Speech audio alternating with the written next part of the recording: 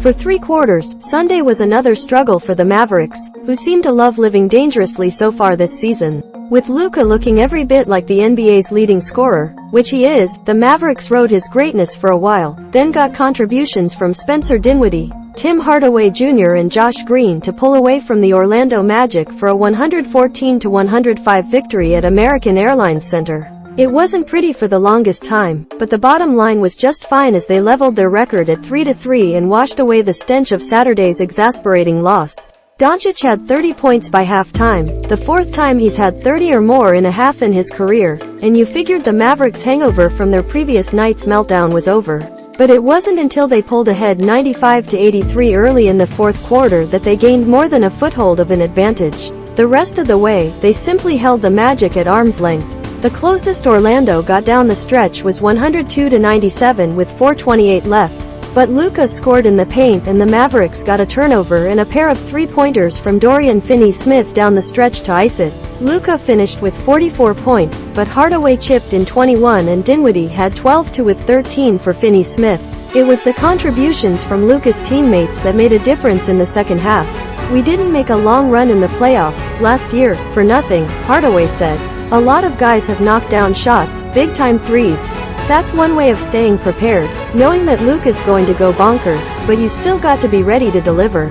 And, for the 6th time in a row, Luka topped 30 points. This time, he did it in the first half, and it helped erase Saturday's overtime loss to Oklahoma City, which Luka took blame for.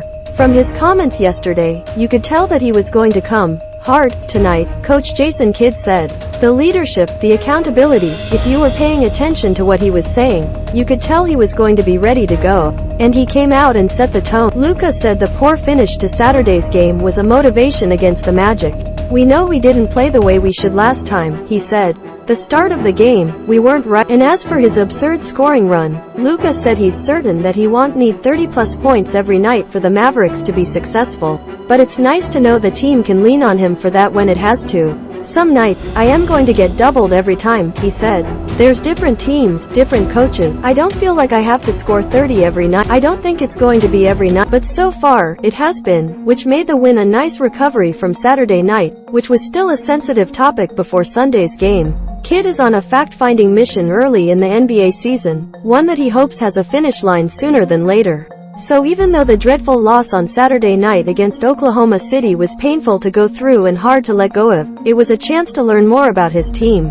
Presumably every nugget of information is going into a vault that will be opened sometime down the line when the Mavericks have forged a true identity, not to mention a true rotation. "We have some new pieces," Kidd said. "Those are things that not just as coach, but teammates, that we're going through. We're not going to pick up where we left off last season.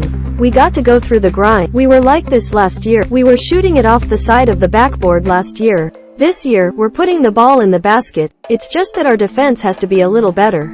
But we have good team. We believe in that locker room and we're going to get better on this journey." The results did not come quickly on Sunday. The Mavericks were behind by double digits in the first quarter and fought from behind for most of the first 3 quarters. It was like Saturday's game was lingering. And by the way, there was no disputing the dreadfulness of Saturday's game. According to ESPN, NBA teams were 9,975-1 when leading by 16 points or more in the final 4 minutes of the 4th quarter over the last 25 years. The Mavericks were up 97-81 before an OKC free throw with 3:57 to go. From there, they were outscored 36-14 over the final 4 minutes of regulation and the 5 overtime minutes. So you figured the Mavericks would come back out with a vengeance on Sunday against a 1-win Orlando team. But the Magic caught a hot shooting night and were frontrunners throughout the first half. That led to a slew of questions for Coach Jason Kidd, who amplified on Sunday what this part of the season and his choices on starting and closing lineups are all about. "The roster is what it is and you got to manage that," he said. "There's got to be some sacrifice. Guys are going to have to sit or have a rest day for us to have any success. The good teams can do that. Championship teams are able to understand their role and their teammates, and we're working on that." The result so far has been different players mixing and matching at crunch time, which has happened in 5 of the Mavs' first 6 games. "The more we're in close games, it's only going to help us as we go forward," Kidd said.